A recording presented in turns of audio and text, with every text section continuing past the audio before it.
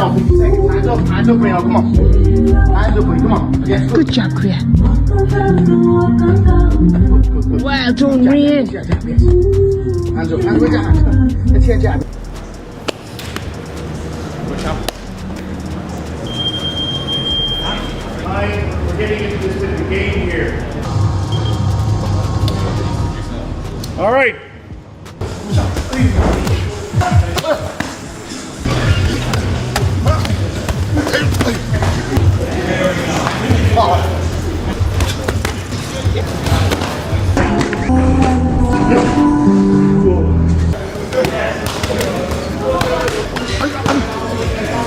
I'm like strong rockets.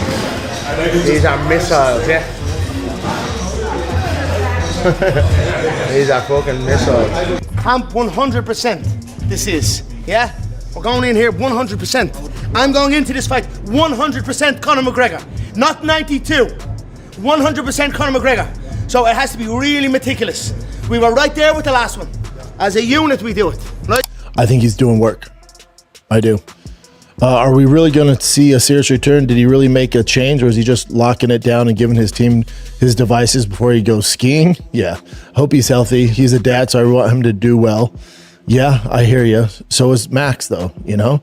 And Max is a damn good dad. Not saying McGregor's not, but, you know, he was a wild boy there. It's tough to be a good dad and be a wild boy. McGregor is fighting at 170, your weight class, against Max Holloway. Do you think he can beat Max at 170? No, I think Max is gonna win. I'm super fan of Max Holloway, you know, but he fighting more, you know. McGregor is 5 years without fight, so I don't think he's gonna beat Max Holloway. Even though they're fighting at 170 and Max has never gone there? No, I don't think so. I think Max is gonna win. Conor McGregor appears to be training harder than ever as he prepares for his highly anticipated rematch with Max Holloway.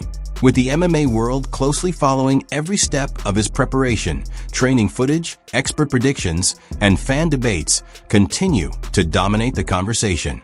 Opinions remain divided. Some believe McGregor's power and physical strength could be the deciding factors, while others feel Holloway has the tools and momentum needed to finally come out on top. Holloway, that's been so active, and the fight happening at 170 pounds, I do think that gives Conor a little bit of an advantage there. I think in terms of fluidity, speed, and all the rest of it, and putting combinations together, there's no one in the UFC that does that better than Max Holloway anyway, so of course he has the advantage there. But when it comes to raw, one-punch knockout power, of course you got to give that to McGregor, right? That left hand is phenomenal, whether it's an uppercut, a straight left, whatever it is. It'll put people to sleep. And certainly at 170 pounds, when McGregor's going to naturally be the bigger guy, he's going to have a big power advantage. But the longer the fight goes, as it starts to get into the championship rounds, Max is probably going to pull away with the stamina and the cardio, right? That's probably how it's going to go down, if it even gets to there. But that's the main event there, right? Fair play. The sport of mixed martial arts is a better place with Conor McGregor. According to Brendan Schaub, Conor McGregor understands how important this comeback could be for his legacy. Schaub believes McGregor's motivation goes beyond money or fame, as he wants to remind the world of the fearless and confident fighter who once dominated the sport. After years of challenges both inside and outside the octagon, McGregor appears to be taking his return extremely seriously and is determined to leave no aspect of his preparation overlooked. I think Conor knows, like, the movie's about to end. How does he want to be remembered? You know? And for him, it's not about money. It is. He needs to be paid his worth, which we can get to. But I think for him, it's like he doesn't want the fans to remember him for the recent things that have gone on in his life outside the octagon and inside the octagon. So this is the last hurrah. I think he's taking it very serious, and I think we're going to get a good version of him. What that version looks like, I don't know. Neither do you guys. But I do think he's going to put his best foot forward and make... Brendan Schaub believes Conor McGregor realizes that his fighting career may be entering its final chapter, making the upcoming Max Holloway rematch one of the most important fights of his legacy. According to Schaub, McGregor is motivated less by money and more by how he will be remembered. After years of setbacks and controversies inside and outside the octagon, he wants fans to remember the fearless superstar who once dominated MMA. Schaub says McGregor is taking this comeback extremely seriously and expects a strong version of him to show up, even if nobody knows exactly what that version will look like on fight night.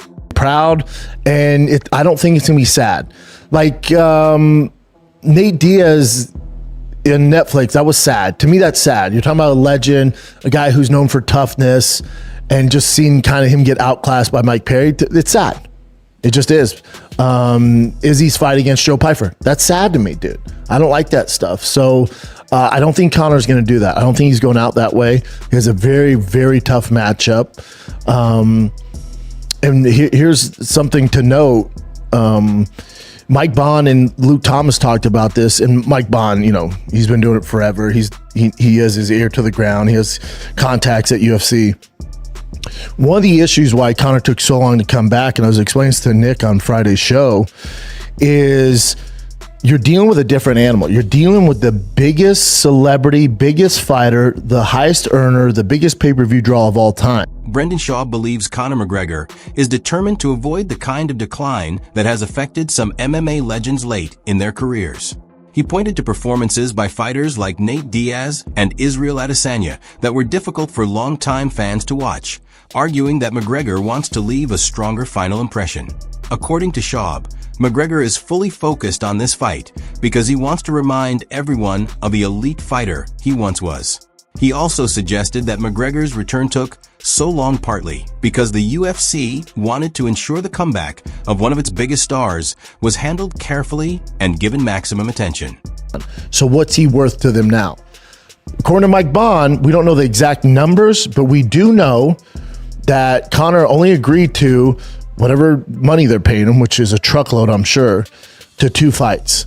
But they have to give him those 2 fights in this calendar year. So a fight in July, then they have to fight him before December 31st.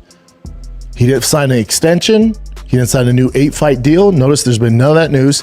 He just agreed for the 2 fights left on his contract. But they have to fight him twice. So win, lose, or draw, you're getting Conor McGregor twice this year. Which if you're a Conor fan, it's a good thing. The other thing you got to realize is Conor knows that his biggest bag isn't going to be fighting Max Holloway. It's a good bag, but it's not going to be fighting Max Holloway. It's not going to be fighting Paddy Pimblett in November. That's whatever.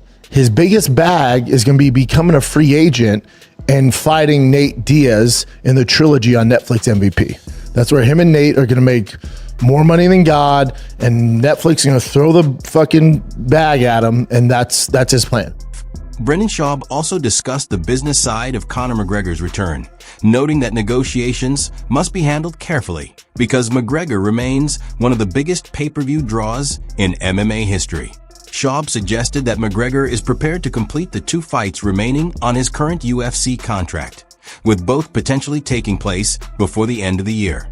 However, he also hinted that McGregor's long-term ambitions could extend beyond the UFC, leaving open the possibility of new opportunities once his current deal is fulfilled.